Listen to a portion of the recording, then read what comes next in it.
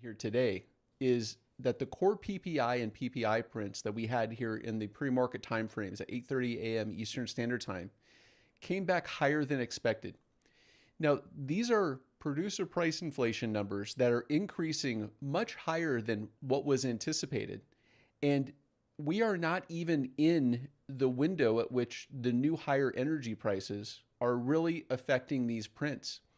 So there, without the conflict in Iran and uh, the the Straits of Hormuz, we would be in an environment right now where inflation would be perceived as increasing.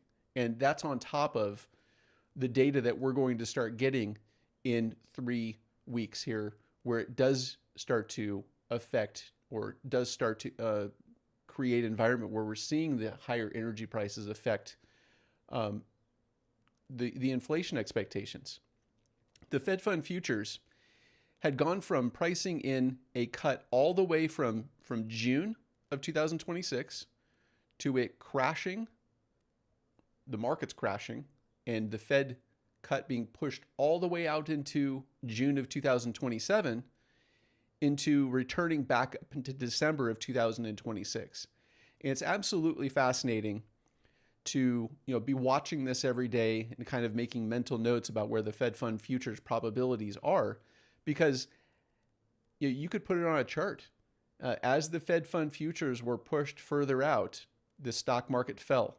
And as the cut started coming into the future, the markets rallied into halfway back. And I find it fascinating that we're right in the middle of that range that we were in.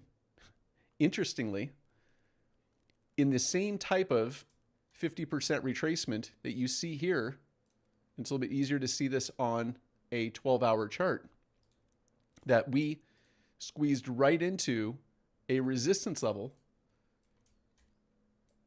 We sold off out of last week when the Fed Fund futures were pushed further out. And then as they rebounded and the cut started being pulled forward into the future, the markets rallied.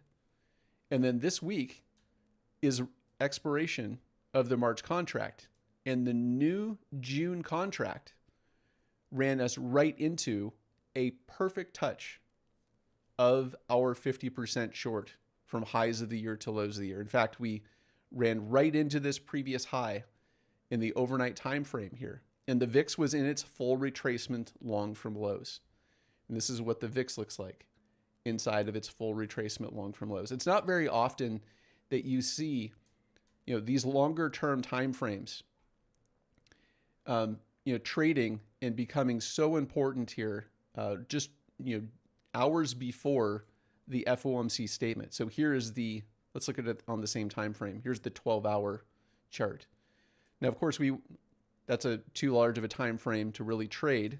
And so as we were going into our morning time frame, we had these counter trend longs from lows that were potentially developing here as we were going into our overnight time frame. And that's where we ran into our long setup this morning. And that's what has created this massive sell-off on the indices. So where does that print come from? Well, the VIX started rallying away from its support level at 630. It really started lifting off at 830 when those inflation prints came back higher than expected. And then the indices tanked from their resistance levels here, these big daily short setups. This stream continues at eMiniAddict.com. The link is in the description. Join me there for tools and resources for learning measured move trading. I wrote the book on the measured move. Check out the hundreds of others that have learned trading plan development, pattern recognition, money management, and trading discipline with me to become the best, most confident trader that you can be.